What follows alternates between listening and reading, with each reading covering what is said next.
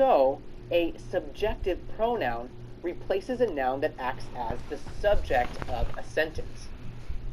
So there are three important qualities to be aware of with subjective pronouns. The first is the person.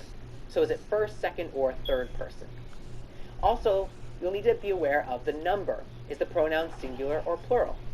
And you want to think about the case, or the role that the pronoun is playing in the sentence. So pronouns that replace subjects in a sentence are known as subjective pronouns, or they're in the subjective case. So if we have a singular subjective pronoun, it could be I, you, or he, she, it, depending on the person. Or if we have a plural pronoun, it could be we, you, or they, again, depending on the person. So let's take a look at how we can use a pronoun to replace the subject of a sentence. Now remember, this is important. Always choose a pronoun that agrees with its antecedents in person, number, and case. Remember that case is the grammatical role that the pronoun is playing in the sentence. So let's look at this example. Julia and Sam wrote the song. So I'm going to replace the subject of this sentence, Julia and Sam, with a pronoun. So I need to think about the qualities of that subject. Well, this is the subject, so I'm going to need to use a subjective pronoun. This subject is in the third person, and there's more than one person, so that means that this subject is plural. So I just need to choose a subjective pronoun that matches.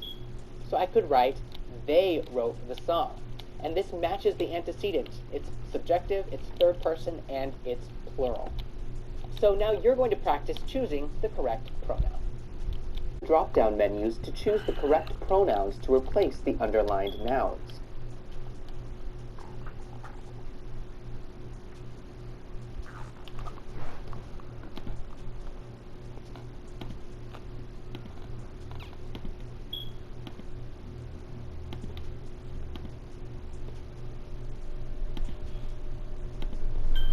Next, you'll learn about objective pronouns. Nouns can also act as objects in a sentence. That is, the object is what receives the action in the sentence. For example, in the sentence, John threw the ball is the object because it's what's receiving the action. Now, pronouns that act as objects in a sentence are called objective pronouns. Now, objective pronouns have three qualities as well. So, first of all, the case. Now, because objective pronouns act as objects, they are in the objective case. You also think about the person, first, second, or third person, and also think about the number. Is the pronoun singular or plural? So here we have a list of objective pronouns. So, if the objective pronoun is singular, it could be me, you, or him, her, or it, depending on whether it's first, second, or third person. And if the objective pronoun is plural, it could be us, you, or them, again, depending on the person. So it's important to distinguish between subjective and objective pronouns, and performing the action or receiving the action in the sentence.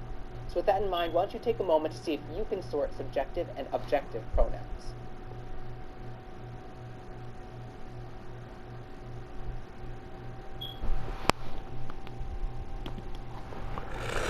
Read the sentences and drag the selected pronouns into the correct categories.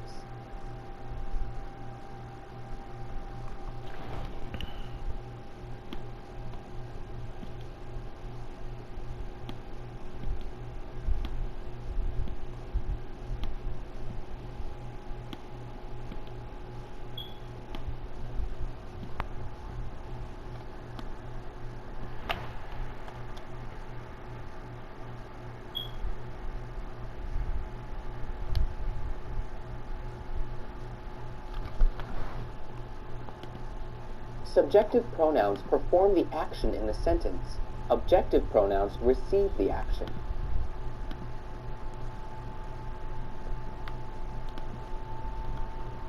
They and she are subjective pronouns. Her and them are objective pronouns.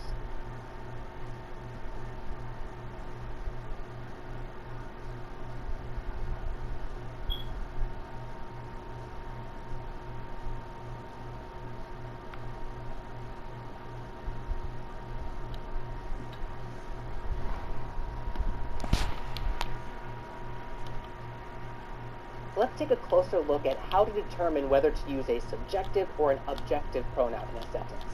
Now remember, an objective pronoun functions as the object in a sentence. So let's look at our first example. Mr. Cruz will give the book to her or me. Now this sentence is correct. We have a subject, Mr. Cruz, and the phrase her or me functions as an indirect object. It tells us whom Mr. Cruz will give the book to. Now this would be incorrect. Mr. Cruz will give the book to her or I. Now in this case, I just got bonus! is a subjective pronoun. It can't be used to replace the object in a sentence. Again? Let's look at another example. He and I will try out for the team. Now in this sentence, the phrase he and I is acting as the subject of the sentence.